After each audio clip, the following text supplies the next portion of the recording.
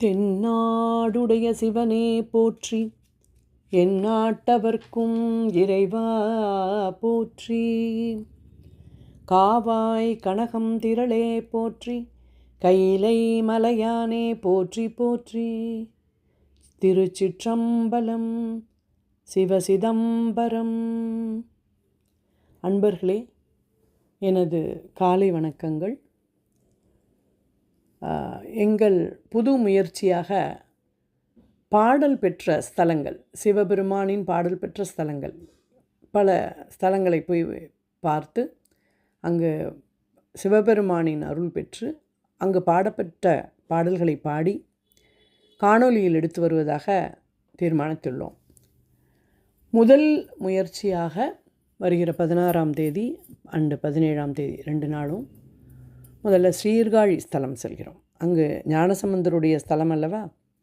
முதலில் அங்கு சென்று அவருடைய பாடல்கள் தோடுடைய செவியன், வண்டார்குழல், சிறையாரும் ஒற்றுமை சேர்வது, அப்புறம் மண்ணில் நல்ல வண்ணம், இந்த பாடல்களை பாடி அங்கிருந்து திருவீழிமிழலை அங்கு செல்கிறோம்.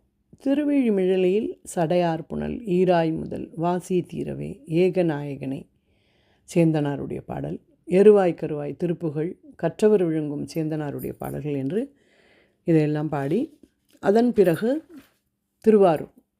திருவாரூரில் பாடிலம்பூதத்தினானும், 1000 தாமரை போன்ற அப்பருடைய பாடல்களும், ஏழிசையாய் அந்தியும் நண்பகலும், மீளா அடிமை, பொன்னும் மெய்ப்பொருளும், கட்டமும் பிணியும் என்ற சுந்தரரின் பாடல்களையும் பாடி திருவலிவலம் செல்கிறோம். மணத்துணை நாதரையும் மாழையுன் கண்ணி அம்பாளையும் தரிசித்து பூழியர்கோன் அந்த பாட்டுடன் பிடியதன் உருவமை முதல் பாடலை பாடி, தாயும் நீ என்ற பாடலையும் பாடி, அதன் பிறகு ஊனங்கத்து உயிர்ப்பாய் என்ற சுந்தரரின் பாடல், நல்லான்கான் என்ற திருத்தாண்டகம் திருநாவுக்கரசருடையது, இதெல்லாம் பாடி சுவாமி சிவபெருமானின் அருளையும் பார்வதி அம்பாளுடைய அம்மையின் அருளையும் பெற்று நாங்கள் எல்லோரும் 2 நாட்கள் அந்த டூரை நல்லபடியாக சென்று வர வேண்டும்.